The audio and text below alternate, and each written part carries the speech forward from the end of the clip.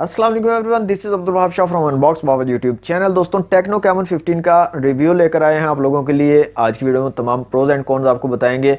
और अगर आप इस फ़ोन को लेने के बारे में सोच रहे हो, डिसीजन नहीं ले पा रहे, तो ये वीडियो काफ़ी ज़्यादा हेल्पफुल रहेगी आपके लिए। वीडियो को लास्ट तक देखिएगा। वीडियो अच्छी लगे तो वीडियो को लाइक ज़रूर कीजिएगा, शेयर कर दीजिएगा अपने दोस्तों के साथ। और दोस्तों, यहाँ पर आपका ज़्यादा टाइम नहीं लेंगे, बहुत जल्दी से इसकी जो है तमाम चीज़ें आपको बताने की कोशिश करूँगा। सबसे पहले बात करते हैं डिज़ाइन की। तो डिज़ाइन काफ़ी ज़्यादा अच्छा डिज़ाइन लगा मुझे, काफ़ी ज़बरदस्त किस्म का। जो बैक साइड पे जो ये कैमरा प्लेसमेंट है, ये काफ़ी अच्छी लगी मुझे। काफ़ी ज़्यादा फ्लैगशिप फ़ोन्स में ये प्लेसमेंट इस तरह की आपको देखने को मिल रही है।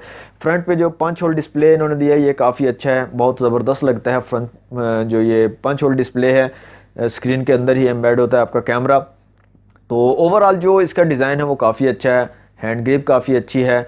और जो स्पेसिफिकेशन है दोस्तों, वो भी जो प्राइस टैग है उसके साथ अगर कंपैरिजन करें तो काफ़ी ज़बरदस्त है स्पेसिफिकेशन भी।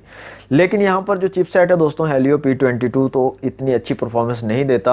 अगर इससे बेहतर कोई चिपसेट लगाने का ऑप्शन था इनके पास, अगर वो लगाते तो काफ़ी ज़बरदस्त होता और काफ़ी अच्छी परफॉर्मेंस भी आपको देखने को मिलती। कैमराज की दोस्तों बात करें तो रेयर और फ्रंट दोनों कैमराज काफ़ी कमाल के हैं। अगर आप सिर्फ कैमराज के लिए फ़ोन लेना चाह रहे हैं तो ये फ़ोन आप डेफिनेटली ले सकते हैं। कैमराज की परफॉर्मेंस भी काफ़ी अच्छी है और काफ़ी अच्छी किस्म की आप इमेजेस और वीडियोस ले सकते हो रेयर और फ्रंट दोनों कैमराज से। CPU परफॉर्मेंस की बात करें तो एक एप्लीकेशन है जिसका नाम है गीक बेंच 5। उस पर मैंने जो है इसकी CPU परफॉर्मेंस चेक की है। तो यहाँ पर आपको स्क्रीनशॉट नज़र आ जाएगा। जो CPU परफॉर्मेंस यहाँ पर चेक की मैंने, इसमें सिंगल कोर पे जो है ये 149 इसका स्कोर आ रहा था, 149। और मल्टी कोर पे जो स्कोर है वो आ रहा था 867। तो यहाँ पर आप देख सकते हो ये इसका स्कोर है। और कंप्यूट का जो स्कोर है, कंप्यूटेशन का स्कोर, वो आ रहा था यहाँ पर 77।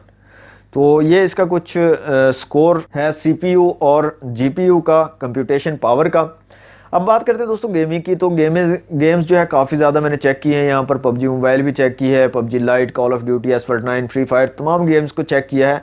तो फाइनल डिसीजन मेरा ये है कि ये गेमिंग के लिए नहीं है। अगर आप गेमिंग के लिए लेना चाहते हो तो ये फ़ोन आप ना लो। मैं आपको सजेस्ट नहीं करूँगा कि ये फ़ोन लो, क्योंकि काफ़ी ज़्यादा मुझे जो है फ्रेम ड्रॉप्स देखने को मिले हैं, काफ़ी ज़्यादा लैगिंग देखने को मिले हैं। PUBG मोबाइल में भी, PUBG लाइट में भी, एसफल्ट 9 में भी और कॉल ऑफ ड्यूटी में भी। फ्री फायर में काफ़ी अच्छी परफॉर्मेंस देखने को मिली, वहाँ पर इतने ज़्यादा फ्रेम ड्रॉप्स और लैगिंग नहीं देखने को मिली। तो दोस्तों फाइनली क्या होगा कि अगर आप फ्री फायर लवर हो, फ्री फायर खेलना चाहते हो, तो ये फिर फ़ोन आप ले सकते हो, डेफिनेटली ट्राई आउट कर सकते हो। अगर आप सिर्फ कैमरा के लिए लेना चाहते हो तो ये फ़ोन आप ले सकते हो। अगर आप सिर्फ डिज़ाइन के लिए लेना चाहते हो तो ये फ़ोन आप ले सकते हो। लेकिन आप हार्डकोर गेमिंग के लिए अगर लेना चाहते हो तो आप ये फ़ोन डेफिनेटली ना लो। इसी प्राइस टैग में और भी ऑप्शंस अवेलेबल हैं, उन ऑप्शंस को आप ट्राई आउट कर सकते हो। इसके अलावा दोस्तों बैटरी की बात करें तो 5000 mAh की बैटरी है टेक्नो कैमन 15 में, और बहुत ही ज़बरदस्त किस्म का अच्छा बैटरी बैकअप आपको देती है। मॉडरेट अगर आप यूज़ करते हो, इतना ज़्यादा मतलब इसको यूज़ नहीं करते, तो 2 दिन आपको आराम से बैटरी बैकअप देगी। अगर आप बहुत ज़्यादा हार्डकोर यूज़ करते हो तो 1 दिन आराम से आपका निकाल जाएगी ये बैटरी, 5000 mAh की बैटरी। चार्जिंग स्पीड की बात करें, चार्जिंग टाइम की बात करें, तो यहाँ पर कोई भी फास्ट चार्जिंग सपोर्ट आपको नहीं मिलती। सेम जो है सिंपल आपको 5 वोल्ट 2 एम्पियर का चार्जर मिलता है बॉक्स के अंदर। और उससे अगर आप इसको चार्ज करते हो तो तकरीबन 2 घंटे और 15 मिनट में ये फ़ोन आपका फुली चार्ज हो जाता है। प्राइस की बात करें तो दोस्तों 22,500 रुपये की प्राइस है। बहुत ही रीज़नेबल प्राइस है, इतनी ज़्यादा प्राइस नहीं है। तो आप जो है, अगर आप यानी कि वीडियो आपको रिव्यू आपने देख लिया सारी तकरीबन मैंने इसकी चीज़ें बता दी हैं आपको, जो भी इसकी डाउन साइड हैं।